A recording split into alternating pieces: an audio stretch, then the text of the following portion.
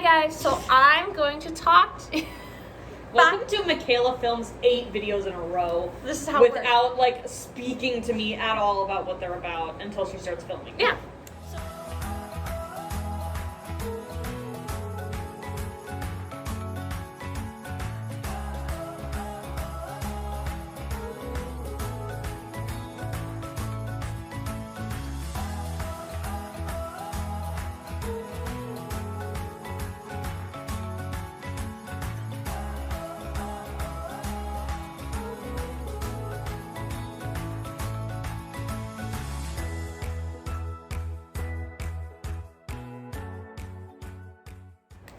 So we have a little health center on campus that helps people. They prescribe medicine.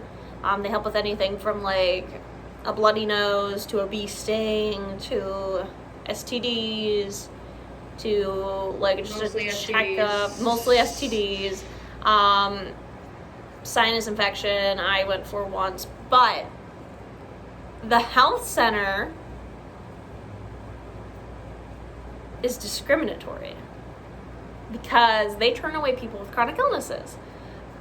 So I used the health center a few times in my freshman year, and one time I had passed out and I really needed them to take my blood pressure, and over the phone they said go to the hospital, and I can't afford to go to the hospital, so I just kind of laid there. Obviously it wasn't the greatest decision, but I'm still alive, so congratulations. Sick. This was before I had POTS. Before we found out you. Before. And I still went to the health center once or twice. When I got diagnosed with POTS and put it on my medical record for the school, they told me that I could no longer use their services. Because having POTS is a liability to them, because if I went tachycardic in the center, that they would be liable, and they said they didn't have the staff for it or the training, and I could sue them if I went tachycardic, I guess. I don't know. They didn't want to deal with me having a higher heart rate than I should. And because of that, I've had to drive out of town multiple times, basically an hour back. I have to drive 45 minutes back to my house, basically an hour to the urgent care that I go to. Or there was one time where my parents came and picked me up from campus and drove me to the hospital in the next town over from where they live, which is about an hour and 15 minutes from school. So it's very inconvenient that some of the issues that they could help with, and they could help with and help other people. Right, they help abled students with, they don't. That are completely unrelated to the health condition. So they help able-bodied students with these kind of things, but they don't help disabled people. And I'm not the only one this has happened to. Yeah, what's up? Tell me about your experience with the health center. To be completely honest with you, I don't have a huge experience with them because my first actual year here, my sophomore year, because my freshman year, if you guys don't know, I was struggling really bad with depression, binge eating disorder, all this kind of stuff, and I actually had a suicide attempt and I had to go home. So I have never had a full year on campus, and I've been here for 4 years. It's kind of sad, isn't it? Mm-hmm. Anyway, so I got diagnosed with EDS during my sophomore year? Yeah, during my sophomore year.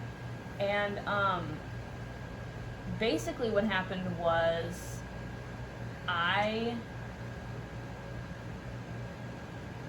was it my sophomore year? I don't know. One of the years. Not that. When I got diagnosed with It EDS, would say in my chart. what actually happened, well, yeah, obviously, but when I got diagnosed with EDS, what actually happened is I was on campus and I fell down a skate ramp. I was running down a skate ramp and I 'Cause she's an fell, idiot. and both of my ankles went out from under me and they dislocated. I went to the health center here and they were like, well, we don't have an x-ray machine, we don't have anything, we can't really look. But they, would see me for that sort of thing, and they were able to supposedly reinsert both of my ankles. But then, but they were like, well, this is a little strange. I wonder why this happened.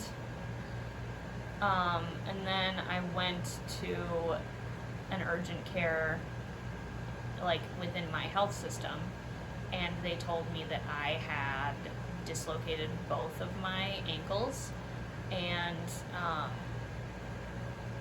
they said that, you know, that sort of thing, that my joints were extremely weak, and they did a joint test, and they said, have you thought that maybe you might have some sort of connective tissue disorder? And that's how we, you know, went into that journey. But after I got diagnosed with EDS, my only real experience with the health center was I wanted to do therapy here on campus. And one of our options for that is we have a counseling center. Yes? We have 2 different counseling centers. We have the one that's part of the health center that is run by, like, people with degrees in that area, and then they have the counseling students kind of center. Yeah. So, for counseling majors. So, I wanted to go to do some therapy, just talk therapy, just regular old talk therapy on campus.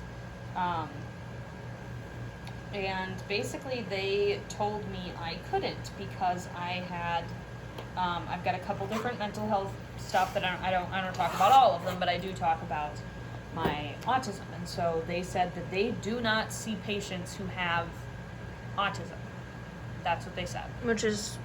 That's pretty discriminatory. Pretty discriminatory and a decent, I probably said a good amount of things, you know, I asked about, I was like, you know, I'm not more complicated than any other person who would come in. I'm, you know, like, I understand that maybe you feel like you can't provide the type of therapy you think I need. I'm literally just looking for talk therapy. I just need, like, you know, to be able to talk it out with somebody, you know, like once a week or something, because my regular therapist, I only see her every 2 weeks.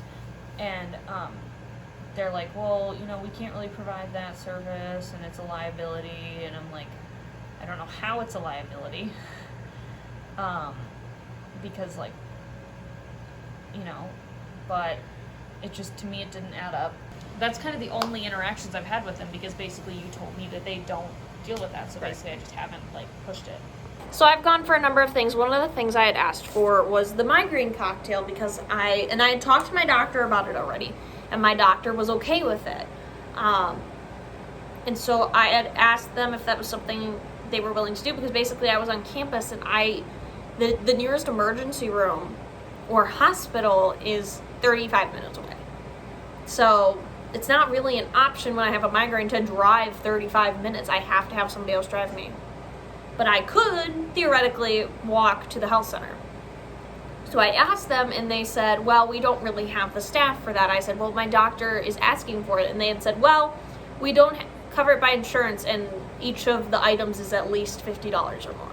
So they basically kind of told me, they're like, you know what, we don't really have the staff, so it's not something we can do. I also used the counseling center. I had used the counseling center during my summer program, like as I was transitioning to school. If you guys didn't know, I did the, like, disability transfer program during the summer, where you take a couple classes to get used to it, and I feel like that helped me.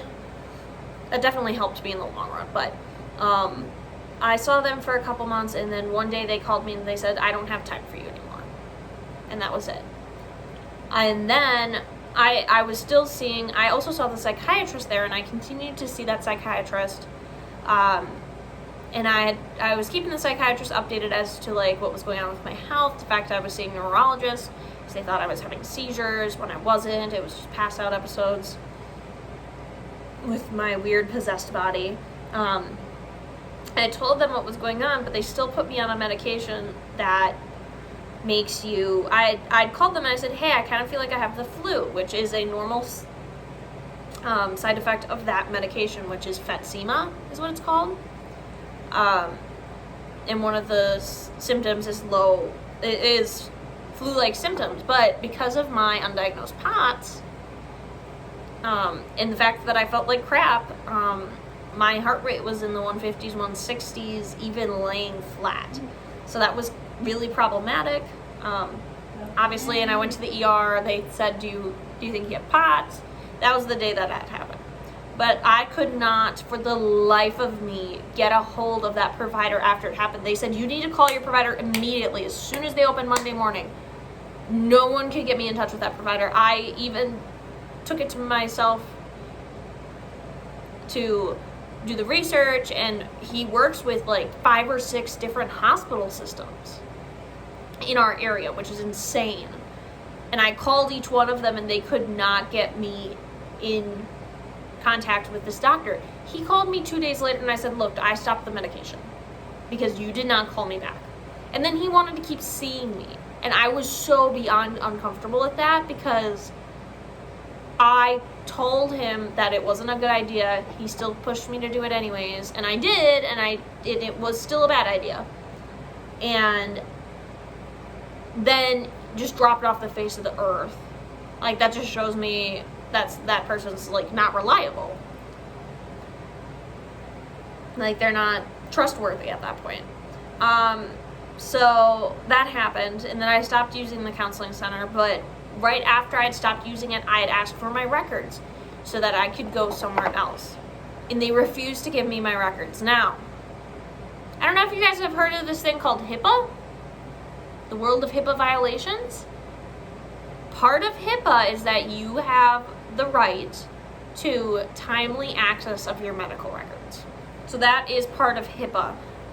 So they had told me in person when I went in and filled out the form, they said, look, we can't give you these records. And originally I was trying to collect all my own records to make my own like medical binder. So I kind of get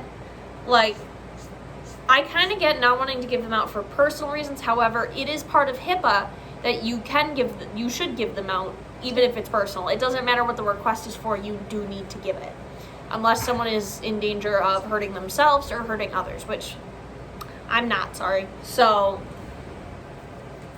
that was really frustrating, and I just basically refused to talk to them, to do anything. Basically, we've just gotten to a point where if we make friends on campus, you know, or like just talking to people we know, we basically tell them don't go there, especially if they're people we know with chronic illness, because they're not very trustworthy. They don't really know what they're doing in terms of anything, I'm sure. They told me I had crystals in my urine, but I don't. But they scared me into thinking that I did, so that was fun. Let me know what you guys think about that story. Or let me know what you guys think about that, because it definitely was really frustrating. It's definitely been like a traumatic part of my college career, I guess. Thank you guys so much for watching, and we'll see you guys in whatever I decide to make next. Bye!